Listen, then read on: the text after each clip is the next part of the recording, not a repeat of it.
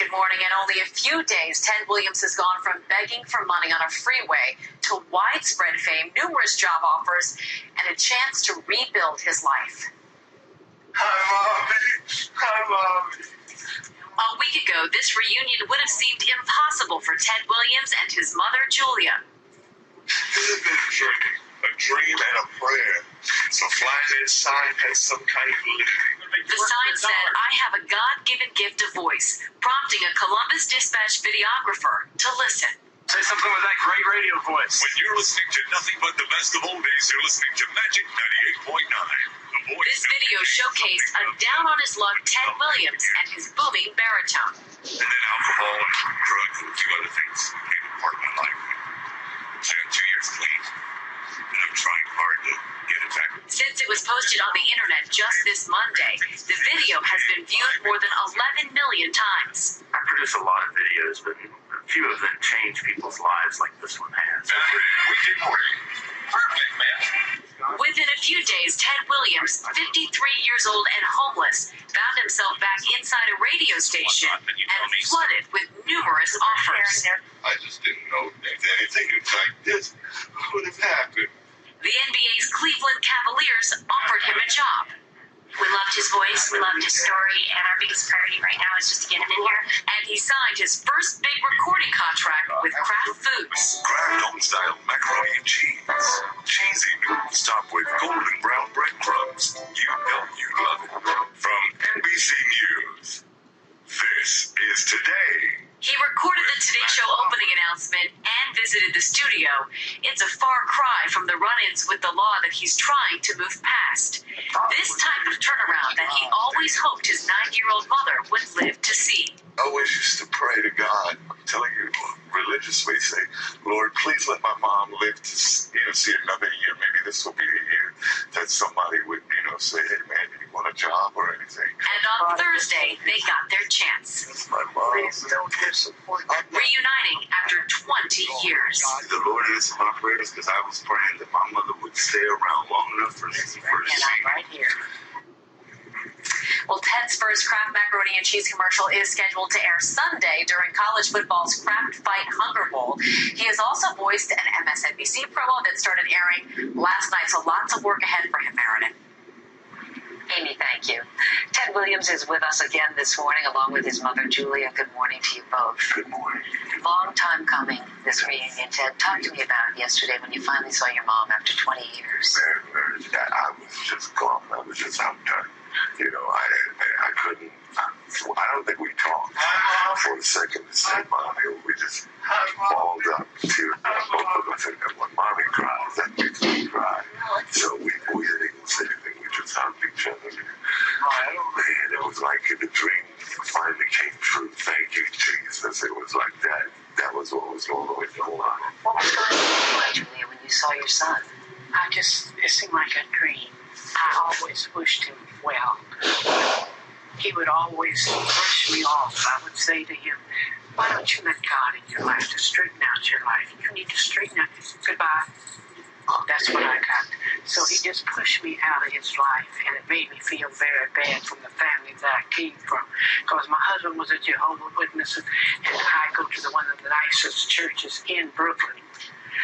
And prayer is the only thing that has helped me through all this, because it's been hard. So for the 20 years that you were apart, you have tried to reach out? Well, it's been 10 years. 10 years. Since I've seen him. And the only thing I ever got was all promises. I'm going to come and be with you at Christmas time. I said, how many Christmas have you been saying that? So I said, just put it in God's hand. Let him. I felt like my addiction, and I felt like I brought so much disgrace to this woman.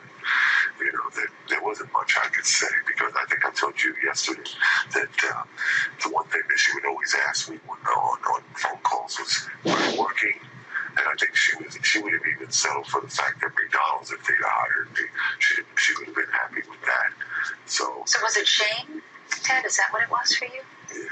Yeah, I didn't know. And then when I would even talk to her on the phone, and I'd say, Mommy, one day this voice is going to do something, one day. And she'd say, oh, boo, you know what? Yeah. She would say that. When she said that, it felt like she didn't have no faith in anything that I said I wanted to do. Why did you say that, Julia? Because you'd heard it before? I've heard it so many times before.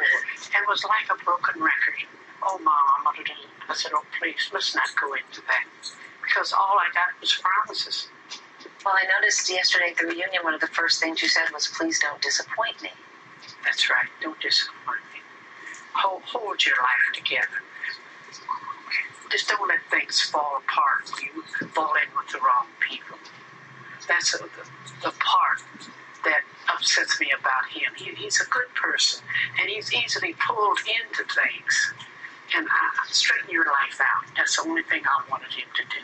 Well, I know when we talked yesterday, Ted, I mean, it's going to be a lot to absorb and to handle. And Matt and I were saying to you yesterday that we worry too. I suppose a lot of people do, that it's a lot coming at you very fast. And you've been down the road before. How do you keep yourself from heading down that road again? I want to choose one particular situation, or I'm the voice of Kraft Mac and Cheese. I know, as of yesterday, your first paying gig, right? Exactly. Yeah.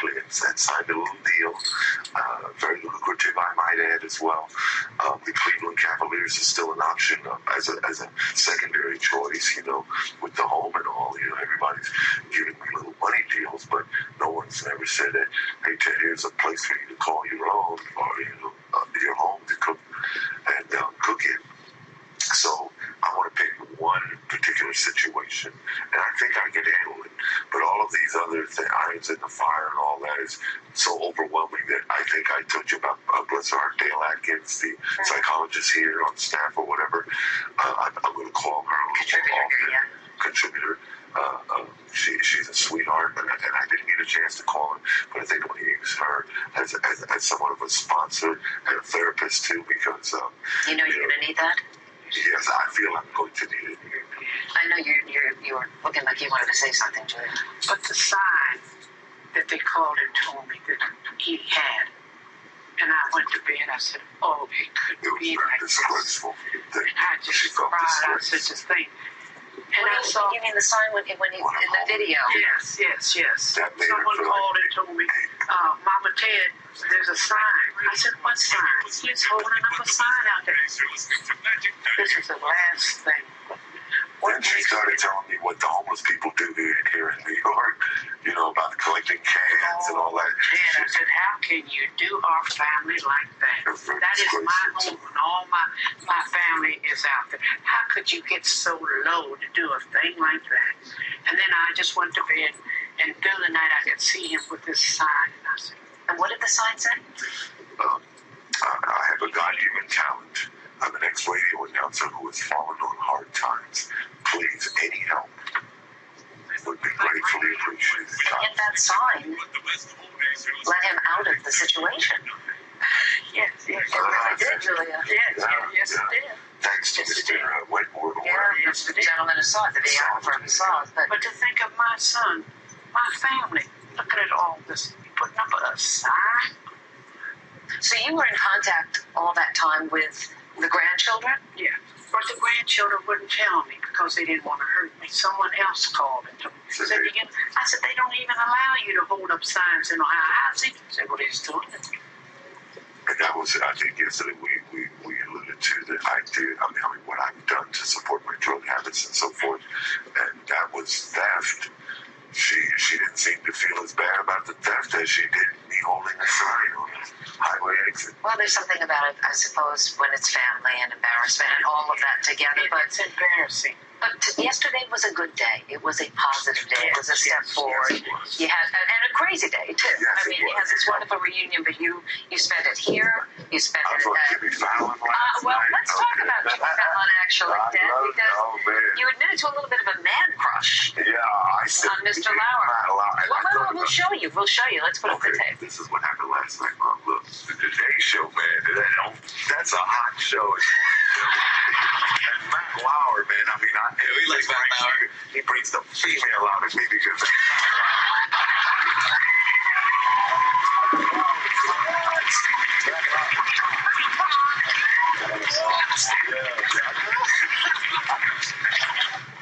Me too. Ted, I'm just going to tell you, if you want a job on this show, you're sucking up to the wrong person. It's not the right one.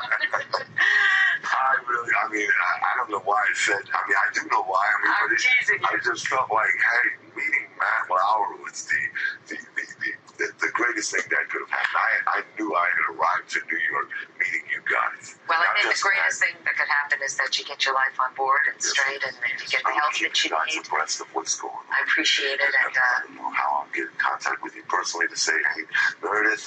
we'll give you our numbers. Don't you worry about it at all. God bless you all. And you have the pipes, but when this lady speaks to you, listen. Yes, sir. It's great to have you here, Ted. I wouldn't disappoint her anymore. Thank you, Ted. Thank you, Meredith. I've been through this so much. It's over now. I hope it is too. We wish you the very best. We really Thank do. you so Ted Williams and Julia Williams, thank you.